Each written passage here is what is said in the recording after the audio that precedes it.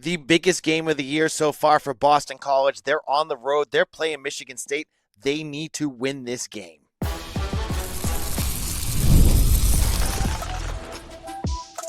You are Locked On Boston College, your daily podcast on the Boston College Eagles. Part of the Locked On Podcast Network, your team every day. Hello, everyone, and welcome. This is Locked On Boston College, your team every day. I'm your host, AJ Black of Eagle Insider, part of the 247 Network. I've been covering Boston College for over a decade. If you're looking for Boston College news, analysis, and details, you are in the right place. Locked On BC is a daily Boston College podcast, absolutely free, available on YouTube or wherever you get your podcasts. Today's episode is brought to you by FanDuel.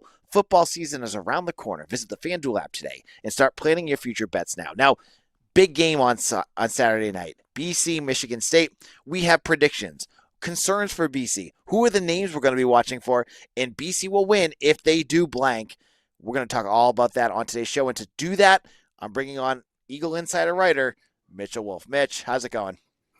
It's going well. Just got finished watching the Cowboys-Eagles first half, which began with a spitting and ejection, which was pretty interesting. Not sure I've seen that ever. The funny stat was that the last time, this was the earliest a player has been ejected in an NFL game since 2005, when Eagles linebacker Jeremiah Trotter and Kevin Mathis were ejected for fighting 40 minutes before a game, which was really fun. Yep, I saw that. It was quite a way to start the game, and we'll talk FanDuel later, but my early wager in NF is not working very well, and I'll explain with that when we talk about that in a little bit. Now, on today's episode, we're going to talk about this upcoming game. Mitch, let's get into this. Michigan State, BC. What are you looking for in this game? I think I'm looking at what everybody else is, and that's if BC's run game can be successful and get off the mat, because they had a pretty inconsistent outing against Fordham. They were able to move the ball, they weren't getting tackled for a loss a ton of times, but they were not breaking off chunk runs. And part of that was by design for them, by not having very complex run schemes, not have a very complex offense overall. Part of it was Fordham overly loading the box with defenders to stop the run. And in fairness, BC's offensive line had some mental mistakes. Now, I think that's better than physical issues, because if they're getting dominated at the line of scrimmage by Fordham's defensive line, that's a much bigger problem. But you can fix mental mistakes. You can, have my copium for this is that the coaches can use this to say, hey, you guys got to lock in. Like, this is not acceptable. We can't play like this if we want to win games. But at the end of the day, you have to go out and do it. And this is going to be a road game against a decent Power 4 team, a team that I would say is on a pretty even talent level with BC. So you have to go out and do it on the road. Your quarterback's first road start of his career. So you have to do it. And that's the thing. It's like, it's still a question mark because we haven't seen them do it yet. So that's the big thing that I'm looking for in this game. So BC had, I think, one road win last year. And it was an issue that BC ran into quite a bit at the end of actually through the Tommy Castellanos issues. Yeah. Tommy struggled on the road. Let's be real here. So let's in this game, what does BC have to do to win? I think that, again, establish the run. You need to be able to run the ball, because if you don't, then Dylan Lonergan the offense becomes one-dimensional, and it's all on Dylan Lonergan. And you don't want to have everything be on him in his first road start. Yes, he had a great game throwing the ball against Fordham, pitching it all over the yard, what have you. But that's Fordham. This is Michigan State. It's a different animal. The next thing is you have to be able to stop. This is very, basic analysis, but you have to stop the run. You have to win in the trenches. And with Michigan State's entire offense is based around the outside zone running, which if you watched the Broncos from the 90s into the 2000s, if you watch the 49ers, Sean McVay Rams, these are all teams that are based in the outside zone run. It's the stretch zone run where everybody flows to one side, and the running back can either get to the edge or he can cut it back against the grain because the defense is over pursued. And their entire offense is based off that. And it couldn't be more different than Fordham's offense, which was this super spread, get rid of the ball quickly to the outside, what have you. Michigan State is an under center, multiple tight ends, condensed formation offense. So it's going to be very different. And luckily, BC has experience defending this going back to last year, because the offense hasn't changed at all in terms of the the quarterback, the coaching staff, it's all the same. So they have some experience with it. It's a very pro style system. So that's good. That's a good thing for Bill O'Brien and Tim Lewis to have to go against because they understand how that works. So you need to be able to stop the run because you need to make Michigan State one-dimensional because, as we've seen with Aiden Childs, if you put it all on him and you get him in a high-leverage situation where he has to win with his arm, he is prone to making mistakes, especially when you can get some pressure on him. So those are really the three keys that I see for this game. And again, they're very, very basic. You have to stop the run, you have to run the ball, and you have to make their team one-dimensional and get their quarterback under pressure so he makes more mistakes. I'd like to add, I think too, we saw it last week, is that complementary football. Limit mistakes. Like they one penalty last week, as you mentioned on our episode on Monday. Jaden Fry on a questionable roughing the passer call. Going against Michigan State, you cannot give them free downs on the road. You just got to be careful with that. And as you mentioned also, like the secondary has been a little bit aggressive. Honestly, if they get flagged for that, that's okay. If they're aggressive out there, that's the way they're going to play. They're going to make plays. They might get called for a few too. That's going to be important. But also, we saw Seamus Florio averaging over 47 yards per punt. You get that going. That was something you did not have last year. That could really add something to BC that maybe they lost some things in terms of the offensive line, losing Azaraku, who had 2 sacks against the Spartans last year. But being able to punt, making Aiden Childs drive the field, that might be something that, is something that they didn't have last year that the BC could do this year. Yeah, and to your point about rushing the passer, a big thing that I'm going to be watching is their ability to limit Childs as a scrambler because he absolutely destroyed BC in that department last year. Now, I do think part of that was you have a slick field because of the rain. You have slick jerseys, so guys are running and then they can't stop because the field is wet, and then they're trying to grab him, but their hands slide off because everybody's soaked. So some of that was the conditions, but you also just have to play with better discipline. And I think part of that was BC.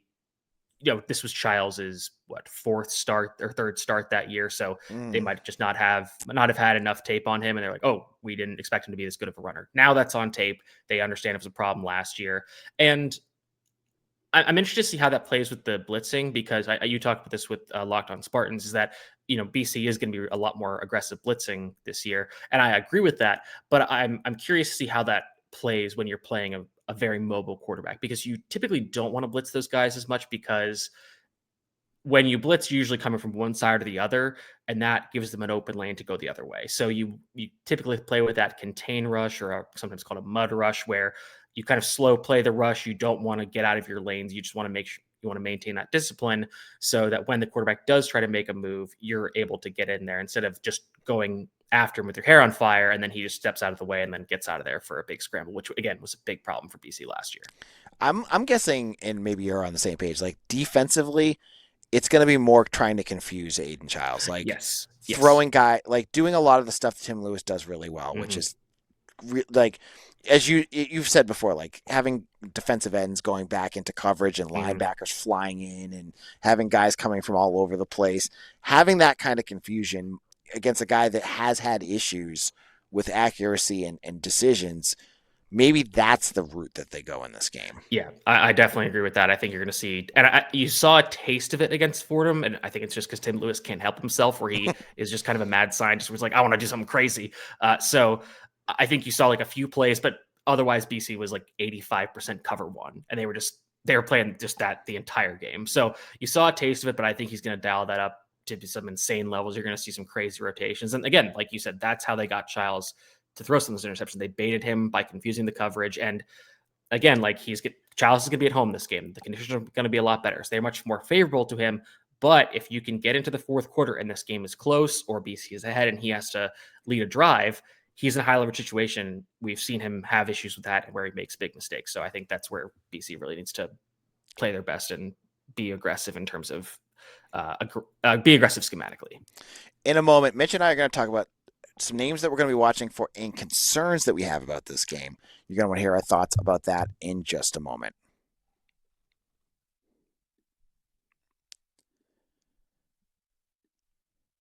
Oh my goodness, it's almost the weekend. Time to look back and crown this week's MVP on Who Delivered, powered by DoorDash.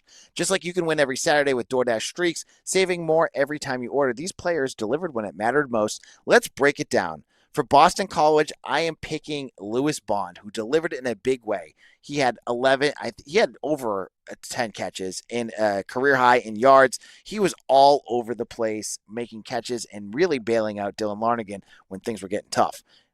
And if you've been watching week after week, this performance wasn't a fluke. Lewis Bond has been incredible in his on his streak. And just like Lewis Bond delivered for the Eagles, DoorDash delivers your Saturdays with DoorDash Streaks. You save every Saturday you order. Stack it up all season. You can save up to $250, including $100 in DoorDash credits. Order this Saturday. Keep the streak alive. Fuel your game day only with DoorDash. Terms apply. Promo period through 11/18. Mazda crafts cars for those who choose to do more than simply move. They follow what moves them every time they drive. And that's what makes Mazda stand out. They go beyond safety, style, and performance to deliver a driving experience that feels alive in every detail. Mazda offers more than safety. It won more 2025 IIHS Top Safety Plus picks than anyone else as of August 2025. And you can feel it in the movement you get behind the car, the smooth handling, intuitive controls, and standard all-wheel drive in every crossover SUV. It's the small details that make the big plays, and just like that, there's more to every player. There's more to every Mazda vehicle. Mazda, move and be moved. The Charitable Irish Society has been part of Boston's history since 1737, making it the oldest Irish society in the Americas. With deep ties to Boston College, its leaders and members continue to be a proud tradition of service. Today, the society is living its mission, raising thousands of dollars each year to help immigrants in need, Irish and non-Irish alike. Last year, their support helped a family from Northern Ireland who faced a medical crisis and couldn't cover rent and bills. You can be part of that impact. Membership is just $75 a year, and it goes directly to helping families when they need it most. And mark your calendar. The annual Silver Key Dinner is coming up October 29th at the UMass Club, honoring Archbishop Henning. Get your tickets today for the annual Silver Key Dinner and join the Charitable Irish Society today at www.charitableirishsociety.org. Again, that's www.charitableirishsociety.org.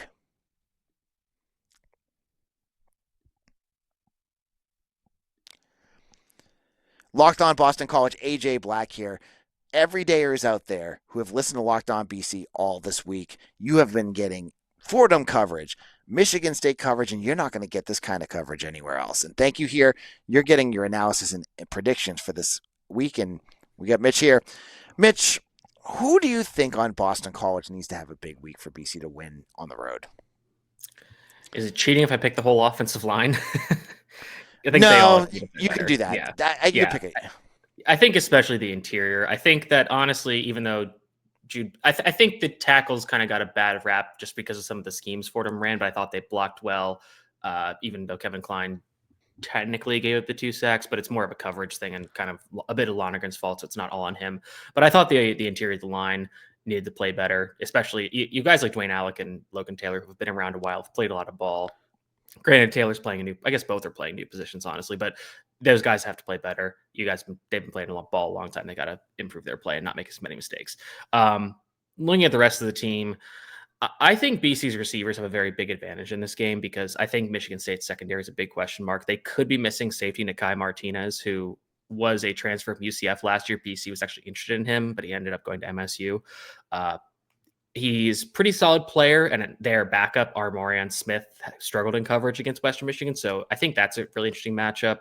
In their corners, they've been rotating guys. I think they're still unsure of who's going to play. So that's something I think BC can exploit.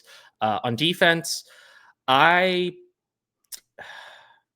very interested about Jason Hewlett in this game because I think he is going to be the spy on Aiden Childs when they're in passing situations that prevents him from scrambling. So I think he is a big name to watch in this one. The matchup between BC's secondary and Michigan State's receiving core is also very interesting because last year Michigan State did not have Nick Marsh, who was a star true freshman. Because Michigan State wasn't as good, he kind of flew under the radar with guys like Jeremiah Smith, Ryan Williams, Cam Coleman having this insane year. But he was a very good receiver last year, but he didn't play in the BC game, which was very lucky for BC. He's back this year. He's a big X receiver. They also have Amari Kelly, who's a transfer from Middle Tennessee State, who had a big game against Western Michigan. He led them in receiving, was getting open a ton, making tough catches. So they've got guys, and obviously tight end Jack Velling killed BC last year, had a career game in that against BC, just kept making all those tough catches over the middle. So we're big fans of the secondary. They were awesome against Fordham. Again, this is a completely different matchup against a very talented quarterback. So this is going to be a big proving ground. Can those guys hang in coverage against a guy like Nick Marsh, who's a very big, talented receiver?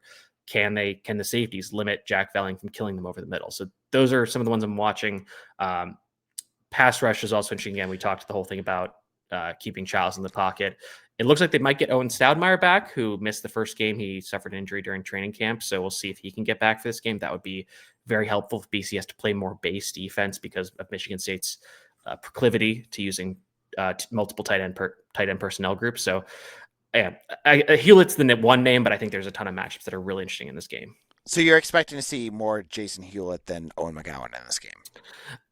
I'm honestly not sure because, again, like McGowan is the guy they want in base, but because Michigan State runs so much U12 personnel, which BC is probably going to match with their base personnel, that is probably who they're going to put on the field, and they probably like McGowan's experience as opposed to Hewlett, who's kind of just an athlete and hasn't played that much football. But I also do, now that I'm thinking about it, I almost kind of wonder if they are just going to stay at nickel, maybe load up on the defensive line, get the heavier guys out there still on earlier downs, because you can play guys like Omar Thornton and Carter Davis down near, and even KP Price. You can play them all down near the box and have them be impactful run defenders. Mm-hmm. So I think you could see, I think Tim Lewis has a lot of options on his plate to deploy in this game. And I think he could, really take it to Michigan State schematically by deploying a lot of looks they haven't seen. Because again, aside from those few plays where they did some complex coverage and blitz stuff, it was pretty vanilla against Fordham. So he is probably keeping some stuff in his back pocket as well that he can surprise Michigan State with. And in terms of injuries, the one thing to watch for is on Thursday, Bill O'Brien said that Ashton McShane, who we did not see in the season opener, is out with a soft tissue injury. So I'm not sure what that means, but he's not traveling with the team. We didn't see him play against Fordham. He was one of the guys that was out. Now, special teams. I don't know if you listen, if our everydayers, if you listen to me talking with Locked On Spartans, they were saying they're down to the third string kicker. And if, it could be a battle of special teams here. An interesting report I saw coming out of camp today was that Andy Quinn was actually kicking field goals for BC. Okay. I don't know why.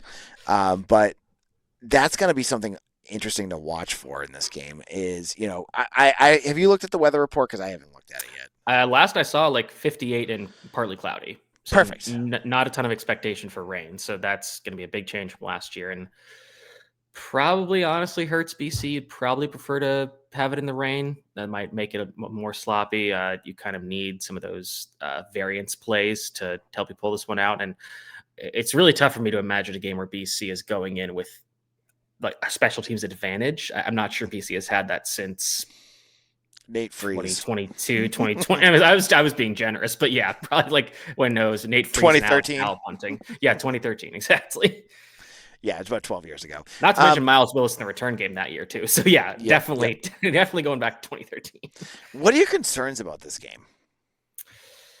I'm concerned about it being Dylan Lonergan's first road start. Again, he was lighting it up against Fordham, and I take that with a big grain of salt because that's exactly what he should do. But can you do that against a Power 4 team that is going to be out for revenge after last year? You're going to be playing a team that is going to be more willing to play coverage. They're not going to be as aggressive trying to stop the run. They're going to play with more too high safeties. They're going to do some more coverage rotation stuff, which Lonergan struggled a bit with against Fordham when they did deploy that kind of stuff. So I'm interested to see what he can do.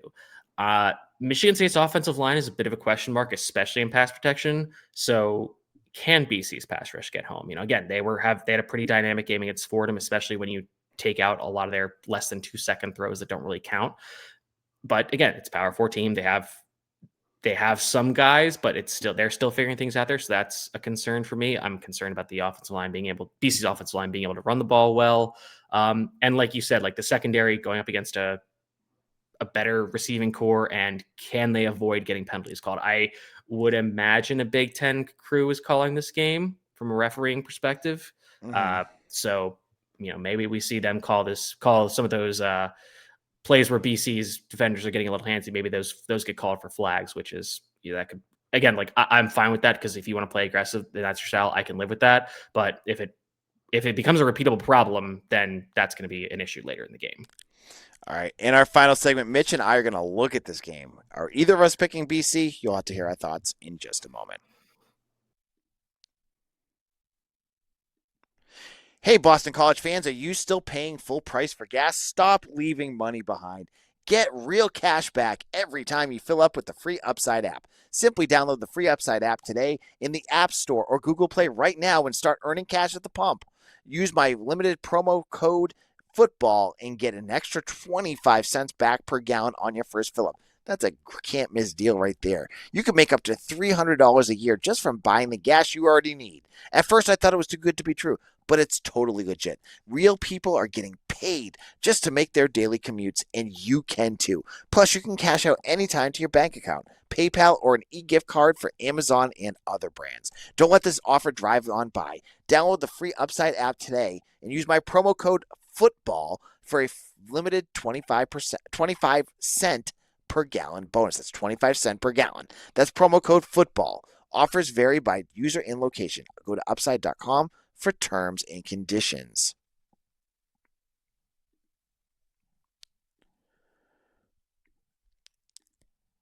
The NFL season is almost here. It's actually here. We have the Eagles and Cowboys going right now. And FanDuel is making sure you're ready for kickoff with a can't-miss offer. Right now, new customers can bet just $5, and if your bet wins, you'll get $300 in bonus bets to use across the app. I love using FanDuel right now. The game is going on behind me, and I'm going to bring Mitch back. My bet of the night was Dak Prescott, 225 yards plus, Saquon Barkley with 1 touchdown, and the Eagles to win by 8.5. Probably got a little bit greedy there. But okay. I think you're going to be okay. I mean, I think the question is the Eagles winning by 8.5. Everything else, I think, because Saquon already scored. Dak's throwing the ball. Yeah, that was the Eagles' last touchdown. I missed that. Dak's throwing the ball all over the yard. I think you're going to be fine, as long as the Eagles got to win by 8. But I think you're doing okay. And FanDuel has a great deal right now. I just saw it on the app where you can get, I think it's a worry-free bet on every game this weekend. If you go onto the app, check that out. That's a fun way to start. You should not have told me that. That is not good. FanDuel's so easy to use. I love using it. The number. Exactly. So are you ready to play? Download the FanDuel app now by visiting FanDuel.com to get started. That's FanDuel.com to place your first $5 bet. Locked On Boston College, AJ Black here of Eagle Insider. Thank you all who made Locked On Boston College your first listen every single day. And if you want a second listen, check out Locked On ACC. They had the squad on this week. I couldn't make it, and honestly, with the Tommy Castellanos news, it was probably a good idea that I wasn't there. But you can check that out on YouTube, wherever you get your podcast. Now, You'll never believe it, but Tommy Castellanos succeeded running a high school offense. Yeah, he threw 9 passes, right? Yeah, completed. I think he threw 13. Shout out Pitt, 13-9. Okay, so this is, again, we're not talking about him. Let's get into our predictions for this game. I'll go first because I'm much more positive, I think, in this game because I have the worries that you have. I think that Dylan Lonergan, even with pressure, is going to be better than we expect. I think on the road he'll be okay. And I just love, and it's something in me, this secondary against Aiden Childs. Like, I just feel like they're going to eat him at some point, and he's going to make a bonehead play, and they're going to get ahead on this game. I have BC in a close one. This is going to be another classic, and I love these games. I love that BC plays at Michigan State because this is the kind of out-of-conference game BC should be playing. Like, as you said, like kind of a pure team, similar style, and it'll be I'm going to go with a 27-24 BC win. Yeah, I think this is I think the line is BC plus 4.5 at this point, which it was. I think it opened at 2.5 at some points, and now it's moved pretty far in Michigan State's favor, which I feel like that's people seeing the Lonergan news and not really diving deeper, and they're just like, oh, okay, I'll lay the points, or I'll lay the points in Michigan State, even though because BC's quarterback is hurt, which is not really a thing. With it moving to 4.5, I would take BC to cover here, just because I think getting if it's a field goal or it's 4, then because those are magic numbers for the spread, that's where I'd be like, I don't know there. But giving BC the extra point to get it to 5 I think that's a good number to have. That said, I'm a person that generally leans on known commodities more than question marks. And for that reason, I think Michigan State is going to win this game. And I think that if you look back at last year's game, I do this because then I can be happy either way, because I'm either BC wins or I'm right. It's an emotional hedge. But and I'll get slammed in the YouTube comments by Michigan State fans if they lose. So. Yeah. Yeah. I guess the Eagles just scored or did something. But looking back at last year's game, BC won on a last-minute touchdown after Michigan State turned the ball over 3 times to that point, and then turned the ball over a 4th time that ultimately sealed the game. It was a weird game. I think if you play that game 10 times, it probably goes 5-5. Each team they split the series. And I just think Michigan State has the home. They have the home field. They have the more experienced quarterback, even if he has some flaws. I just feel like they're going to win this. They're going to win this one close. I definitely could see BC winning. I think it's very possible. I think thinking about this game, I find very few outcomes that I would be shocked by. Let BC Lonergan comes, balls out, BC wins Childs crumbles, BC wins a blowout. Could see it. BC wins close. Could see it. Michigan State could win close. See it. Michigan State could win a blowout. Let's say BC's run game just crumbles. Lonergan crumbles against pressure on the road. Defenses, we've overrated them because they played Fordham. All of these are very much on the table at this point because we don't have that much data about BC. We have them playing a really bad FCS team and demolishing them. That doesn't really tell us that much. So, I'm hedging by saying that anything could happen here. But I think BC could win. I think there's a very workable path for them to get there. But for the purpose of prediction, I'm going to say Michigan State wins 24-21. All right. There's your picks. Do you agree with me? Do you agree with Mitch? Put them in the comments. Mitch, where can people find your work? You can find me at Mitchell T. Wolfe, WOLFE, on Twitter, on Blue Sky. You can check out my work at Eagle Insider. We had the film reviews from the Fordham game, which I thought were really fun to write. A lot of some really detailed stuff to look at, which was fun. I got the matchup report from Michigan State, which is also for VIPs, but I highly recommend you get in on that. That'll give you some film clips, some more stats about Michigan State. And then 3 complete review will be up tomorrow or today when you're listening to this, just previewing the game. I think I might have picked a slightly different score, but it's in the same ballpark. But it does echo a lot of what I said in the podcast, but you can view it in the written form if that's what you prefer. And just from my perspective, I will have more info up tomorrow. And on Saturday, I'll be on Eagle Insider during the game, commenting on the message board, and I'll be up on Twitter. But after the game, I will go live, and hopefully it's a victory because I don't want to be up at midnight recording about a loss because I know none of you want to hear it. But I will be. We'll get through it together either way. Make sure that you're subscribed on YouTube wherever you get your podcasts for that. Follow me on Twitter at AJBlack247. Again, you can find me on all the social media channels and apps that you need. Check us out on there and become a VIP on Eagle Insider. Right now it's 60% off for the end of the week. I hope you guys take advantage of that opportunity as well. For Mitch, this is AJ. We will see you again on Monday for another episode. Actually, you'll see me on Saturday for another episode of Locked On Boston College, your team every day.